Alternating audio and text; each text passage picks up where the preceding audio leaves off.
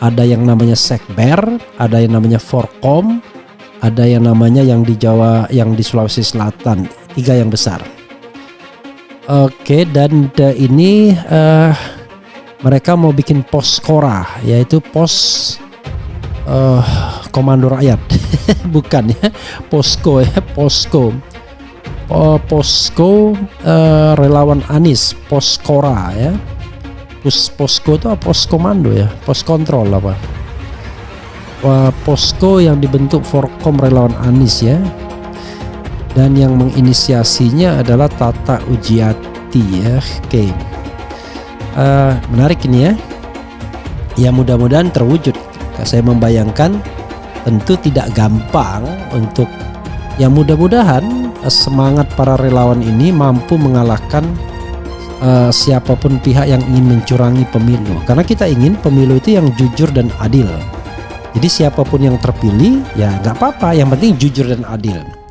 Mau yang terpilih Anies, oke kalau jujur dan adil. Mau terpilih Prabowo, oke jujur dan adil. Ganjar, oke kalau jujur dan adil.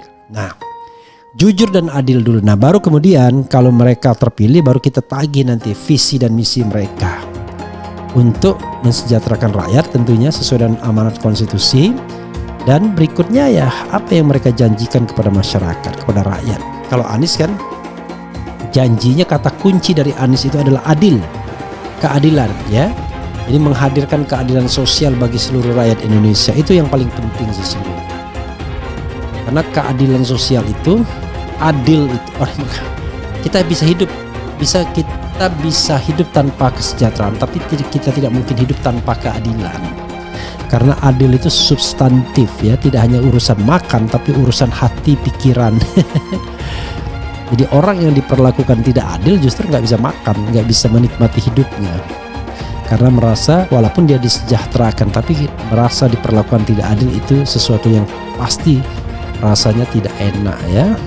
Hari ini pembentukan cabang yang terdiri dari 7 kecamatan di bawah DPD Tangerang Selatan.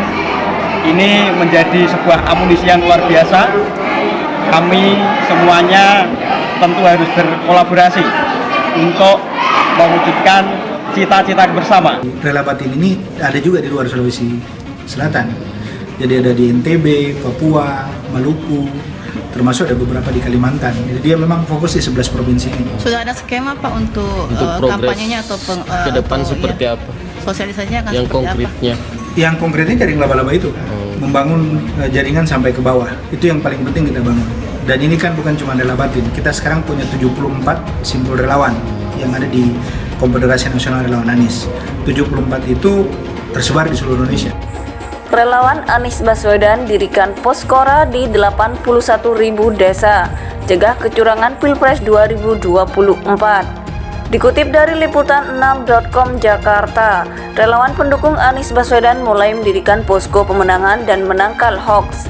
Rencananya posko rakyat, posko relawan Anies, Poskora akan didirikan di 81.000 desa di tanah air. Ketua Umum DPP Anies Pemimpin 2024, Laude Asardi mengatakan Poskora akan didirikan di setiap desa di Indonesia dalam waktu 6 bulan ke depan. Setiap desa didirikan Poskora, jumlahnya ada 81.000 dan kami siap mendukung berdirinya Poskora ini, ujar Laude Minggu 9 April. Perwakilan dari Jaringan Nasional Jarnas Ali Yusuf menyebutkan 167 simpul relawan dari seluruh Indonesia dan utusan partai pendukung Anies Baswedan yang terlibat dalam pembentukan Poskora ini. Ia menjelaskan beberapa fungsi Poskora ini, diantaranya sebagai pusat kegiatan untuk mencegah kecurangan dalam pemilu dan Pilpres 2024 nanti. Selain itu, sebagai wadah untuk mendekatkan Anies Baswedan kepada masyarakat. Relawan di Poskora akan menjadi garda terdepan dalam melaksanakan kampanye putih yang mengedepankan akuntabilitas, terus clean dan responsibel dalam mensukseskan Pilpres 2024, kata Ali. Dengan begitu, tujuan utama memenangkan Anies Baswedan sebagai Presiden 2024 dan partai pengusung menang pemilu tercapai.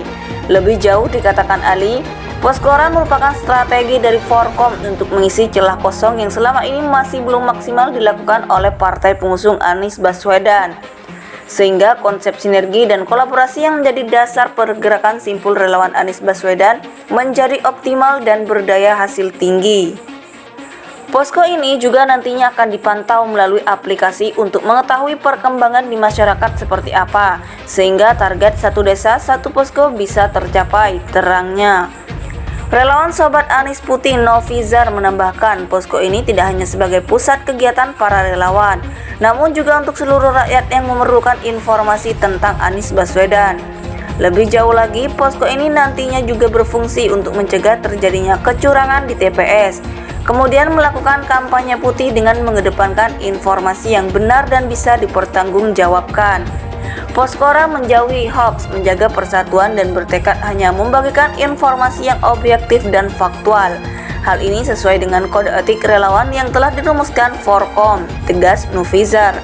Tak hanya itu, Forkom juga membuat website agar setiap warga negara yang tertarik bergabung dapat mengunduh materi sosialisasi dan mendaftarkan diri secara online. Setiap orang yang tertarik bisa bergabung untuk membuka website di www.poskoanis.com, tutupnya. Ketua Umum DPP Anies Pemimpin 2024, Laude Asardi mengatakan Poskora akan didirikan di setiap desa di Indonesia dalam waktu 6 bulan ke depan. Setiap desa didirikan Poskora, jumlahnya ada 81.000 dan kami siap mendukung berdirinya Poskora ini, ujar Laude Minggu 9 April. Dengan begitu, tujuan utama memenangkan Anies Baswedan sebagai Presiden 2024 dan partai pengusung menang pemilu tercapai. Lebih jauh dikatakan Ali, Poskora merupakan strategi dari Forkom untuk mengisi celah kosong yang selama ini masih belum maksimal dilakukan oleh partai pengusung Anies Baswedan. Sehingga konsep sinergi dan kolaborasi yang menjadi dasar pergerakan simpul relawan Anies Baswedan menjadi optimal dan berdaya hasil tinggi. Relawan Sobat Anies Putih Novizar menambahkan, posko ini tidak hanya sebagai pusat kegiatan para relawan, namun juga untuk seluruh rakyat yang memerlukan informasi tentang Anies Baswedan. Lebih jauh lagi, posko ini nantinya juga berfungsi untuk mencegah terjadinya kecurangan di TPS, kemudian melakukan kampanye putih dengan mengedepankan informasi yang benar dan bisa dipertanggungjawabkan. Poskora menjauhi hoaks, menjaga persatuan dan bertekad hanya membagikan informasi yang objektif dan faktual. Hal ini sesuai dengan kode etik relawan yang telah dirumuskan Forkom, tegas Novizar.